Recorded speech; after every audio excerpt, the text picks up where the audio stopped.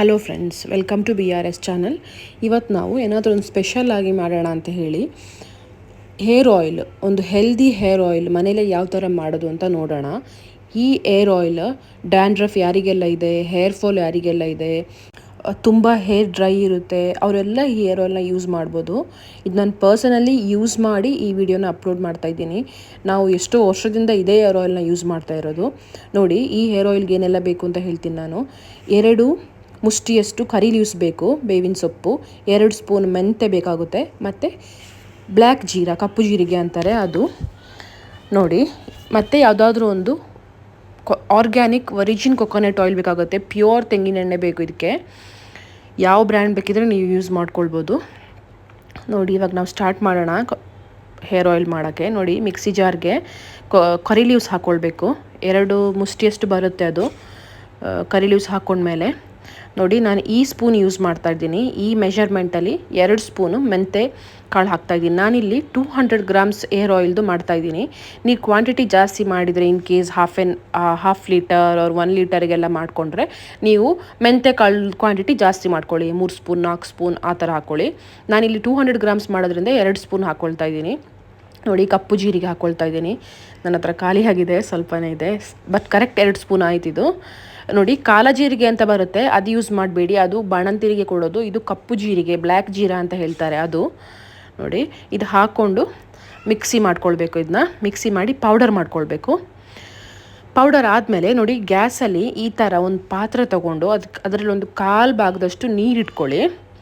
ನೀರು ಇಟ್ಕೊಂಡ್ಮೇಲೆ ನೋಡಿ, ಈ ಥರ ಒಂದು ಸ್ಟೀಲ್ ಪಾತ್ರೆ ಬೇಕಾಗುತ್ತೆ. ಆದಷ್ಟು ಸ್ಟೀಲ್ ಪಾತ್ರೆಲೇ ಎಣ್ಣೆನ ಬಾಯ್ಲ್ ಮಾಡ್ಕೊಳ್ಳಿ.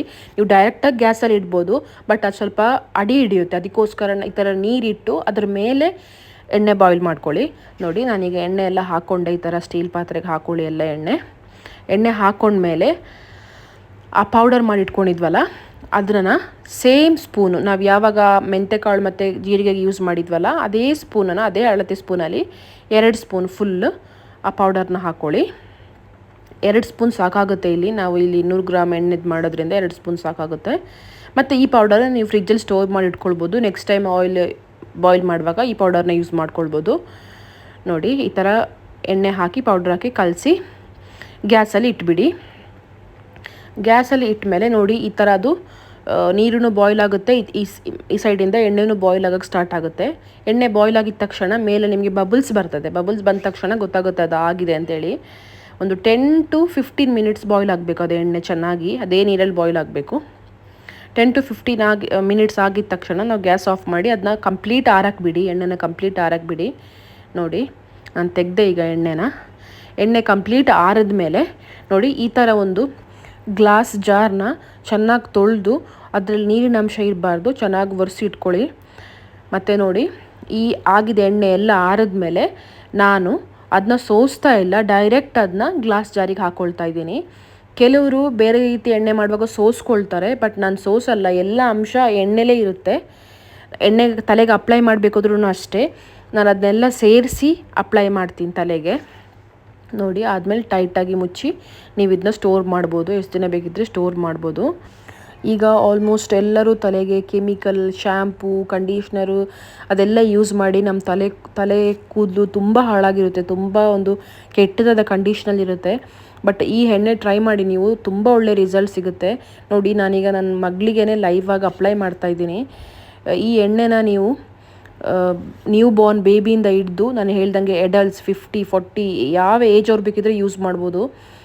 ಏನು ಇಲ್ಲೆಲ್ಲ ಪ್ಯೂರ್ ಮನೇಲೇ ಇದ್ದಂತಹ ಒಂದು ಸಾಮಾನ ಮಾಡೋದು, ಪ್ಯೂರ್ ಕೊಕೊನಟ್ ಆಯಿಲಲ್ಲಿ ಮಾಡೋದಿದು. ನೋಡಿ, ಚೆನ್ನಾಗಿ ಎಣ್ಣೆನ ಆದಷ್ಟು ನೆತ್ತಿಗೆ ಸ್ಕ್ಯಾಲ್ಪಿಗೆ ಹಾಕ್ಕೊಳ್ಳಿ. ಕೂದಲಿಗಿಂತ ನಾವು ಆದಷ್ಟು ಎಣ್ಣೆ ಹಾಕ್ಕೊಳ್ಬೇಕಾದ್ರೆ ಸ್ಕ್ಯಾಲ್ಪಿಗೆ ಹಾಕ್ಕೊಳ್ಬೇಕು ಎಣ್ಣೆ ಹಾಕ್ಕೊಂಡು ಒಂದು 1 hour 2 hour ಬಿಟ್ಟ ಮೇಲೆ ಸ್ನಾನ ಮಾಡ್ಕೊಳ್ಬೇಕು. ಎಣ್ಣೆ ಹಾಕಿದ ತಕ್ಷಣ ಸ್ನಾನ ಮಾಡಬಾರ್ದು. ಈ ಹೇರ್ ಆಯಿಲ್ ಎಲ್ಲರೂ ಯೂಸ್ ಮಾಡಿ ನನಗೆ ಕಮೆಂಟಲ್ಲಿ ಹೇಳಿ ಯಾವ ಥರ ರಿಸಲ್ಟ್ ಸಿಕ್ತು ಅಂತ. ನೀವು ಸ್ಟಾರ್ಟಿಂಗ್ ಮಾಡಬೇಕಾದ್ರೆ ತುಂಬ 1 ಲೀಟರೆಲ್ಲ ಮಾಡ್ಕೊಳಕ್ಕೆ ಹೋಗಬೇಡಿ, ಸ್ವಲ್ಪ ಮಾಡಿ, ಒಂದು 200-250 ಗ್ರಾಮ್ ಮಾಡಿ, ಮತ್ತು ನಿಮಗೆ ರಿಸಲ್ಟ್ ಸಿಕ್ತು ಅಂದಮೇಲೆ ನೀವು ನೆಕ್ಸ್ಟು ಮಾಡ್ಕೊಳ್ಬೋದು ಜಾಸ್ತಿ.